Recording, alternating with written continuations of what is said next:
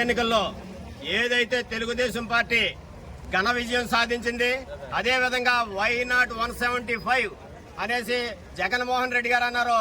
ఆఖరికి 10 సీట్లు కూడా రాని పరిస్థితుల్లో ఈ రోజున వైసీపీ ప్రభుత్వం ఉంది.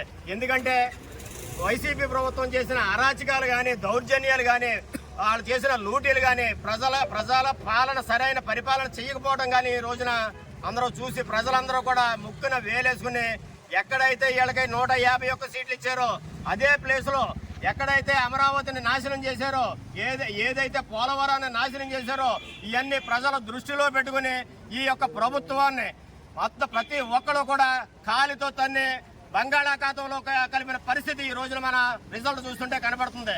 ఏదైతే జగన్మోహన్ రెడ్డి గారు అన్నారు 151 సీట్లే కాదు 175 సీట్లు కూడా ఆఖరికి చంద్రబాబు నాయుడు గారిని, లోకేష్ గారిని, పవన్ కళ్యాణ్ గారిని కూడా మేము ఓడించి మొత్తం 175 సీట్లు కైవసం చేసుకుంటానని అన్నారు.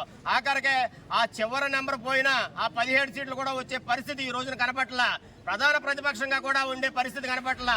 రెండో ప్లేస్ లో కూడా అధికార పక్షానికి సంబంధించిన మిత్రపక్షమైన శ్రీ పవన్ కళ్యాణ్ గారే ప్రతిపక్ష నాయకుడిగా, అధికార పక్ష నాయకులుగా కూడా తెలుగుదేశం పార్టీ ఉండే పరిస్థితి ఈ రోజున ఆంధ్రప్రదేశ్ లో ఉన్నదంటే దానికి ముఖ్య కారణం వీళ్ళ చేసిన దౌర్జన్యాలే కారణం అనేసి మీ ముఖంగా తెలియజేసుకుంటున్నాం.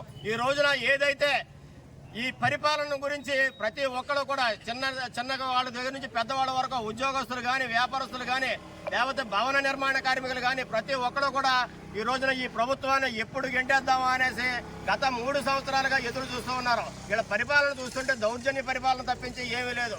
సుమారు లక్షలాది కోట్ల రూపాయలు ఆఖరికి ఈ 2-3 రోజుల్లో కూడా 25,000 కోట్ల రూపాయలు అప్పులు చేసి ఈ రోజున వాళ్ళకి సంబంధించిన కాంట్రాక్టర్లకే వాళ్ళకి సంబంధించిన బిల్లులన్నీ చెల్లించారంటే ఈ యొక్క పరిపాలన ఏ విధంగా ఉన్నదో ప్రజలందరూ కూడా అర్థం చేసుకున్నారు.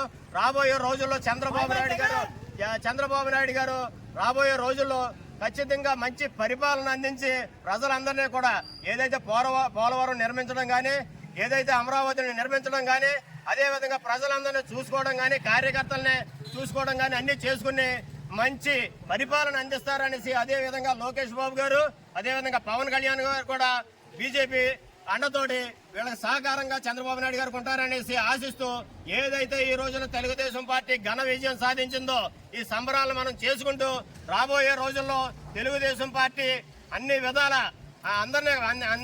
అంతమంది ప్రజల్ని కూడా ఆదుకునేలాగా, చిన్న పెద్ద అందరినీ కూడా ఆదుకునేలాగా చూడాలనేసి చంద్రబాబు నాయుడు గారు ఆ విధంగా పరిపాలన సాగిస్తారనేసి కోరుకుంటూ జై చంద్రబాబు నాయుడు గారు, జై తెలుగుదేశం.